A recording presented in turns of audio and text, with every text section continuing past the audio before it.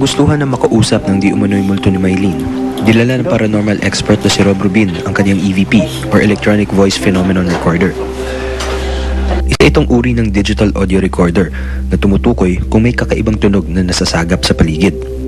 Gamit din niya ang EMF or Electromagnetic Frequency Meter na umiilaw at tumutunog sakaling may di pangkaraniwang presensya. Black Scrying Mirror naman ang daladala ng psychic na si Gigi Atienza. Ginagamit niya ito upang makipag-usap sa mga espiritu o elemento. Nang pasukin nila ang unang silid, parang may naramdamang kakaiba raw si Gigi.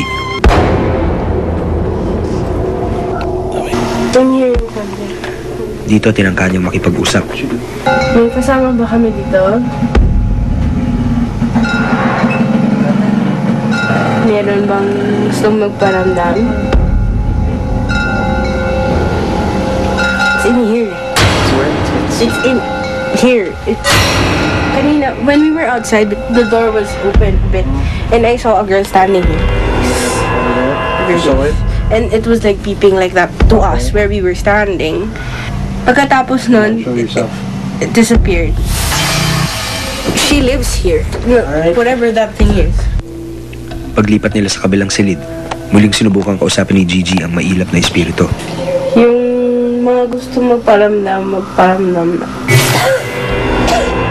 Tila nagdulot ng pagsama ng pakiramdam ni Gigi. Yung nakikita ko, she stays in the other room.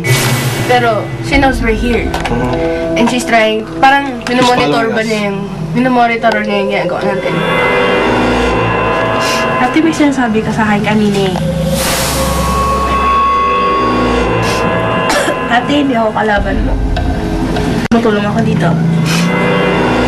Kasi kung may gusto kong sabihin sa amin, ngayon mo na sabihin, meron ka bang gustong sabihin? Kasi pakiramdam ko talaga mahinain ka eh.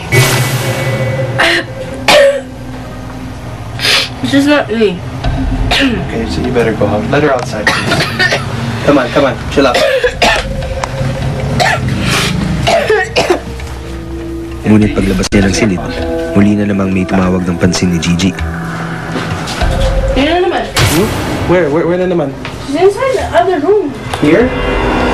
Jumping. Like she's watching me. Light, please.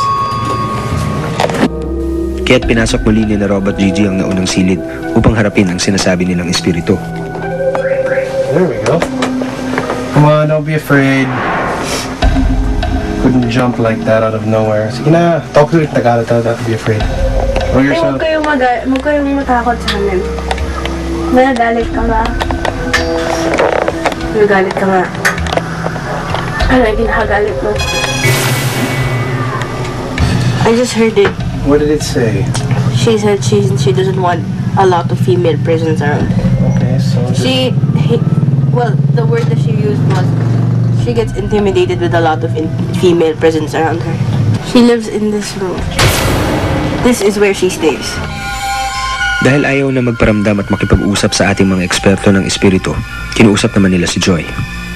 Sa pagkwento ni Joy ng kanyang pangitain, nalaman ni na Rob at Gigi na ginagamit lamang umano ng espiritu ang kahinaan ni Joy. I had the feeling that the spirit was connecting to the childish innocence in her. That she needs someone who can listen. And since Joy's defenses are down, she's the only person that the spirit can talk to. At upang matulungan si Joy, nagdesisyon si Gigi ng pakiusapan ng espiritu na layuan na nito ang dalaga. She's here na. Ate, masasabi niyo ba sa akin yung pangalan niyo?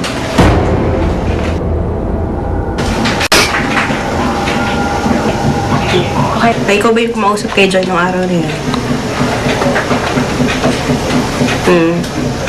Siya nga. It's her.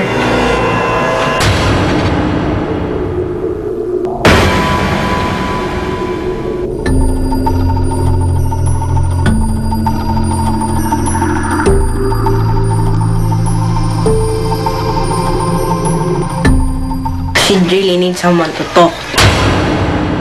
Ate, hindi pwede. Hindi ka pwede sumama sa akin. May kasama ba kami dito? Kasama ba kami dito? Meron.